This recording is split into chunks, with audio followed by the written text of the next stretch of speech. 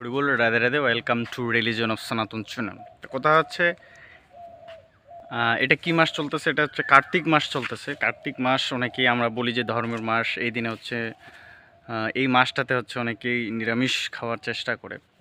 তো আসলে এই মাসে অবশ্যই আমাদের মৎস্য এবং মাংস এই দুইটা মানে আমিষ জাতীয় জিনিসগুলো বর্জন করতে হবে। হ্যাঁ, যেহেতু কার্তিক মাস ধর্মের মাস। এখন কথা হচ্ছে এই কার্তিক মাস তো শুরু হয়ে গেছে, কিন্তু দামোদর মাস এখনও শুরু হয়নি। দামোদর মাস কালকে থেকে শুরু হবে, অর্থাৎ লক্ষ্মী পূর্ণিমা থেকে শুরু হয় পরের পূর্ণিমা পর্যন্ত দীর্ঘ এক মাস আমরা হচ্ছে ভগবান দামোদরকে প্রদীপ দেখাবো। এবং প্রদীপ দেখানোর নিয়ম হচ্ছে কি, আমরা যদি চরণে দিব কতবার?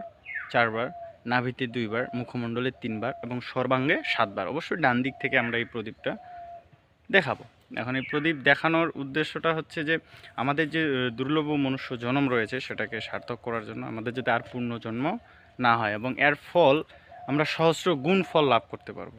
তো অবশ্যই অবশ্যই আপনারা চেষ্টা করবেন, হ্যাঁ, যে যেখানে থাকুন না কেন এই যে কার্তিক মাসে নিরামিষ, আসলে নিরামিষ খাবেন, ঠিক আছে, যদি ব্যবস্থা থাকে এরকম যে সেটা ভগবানকে নিবেদন করে তারপরে খাবেন। মানে প্রসাদের একটা আলাদা, নিরামিষ তো অনেকেই খায়, গরু ছাগলও খায় আর কি। আমাদের খেয়ে পেতে হবে প্রসাদ। প্রসাদ মানে কি, ভগবানকে নিবেদন করে সেটা খেতে হবে।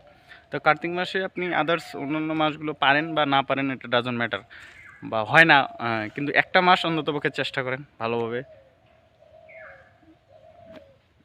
শুদ্ধ আহার করার আর কি।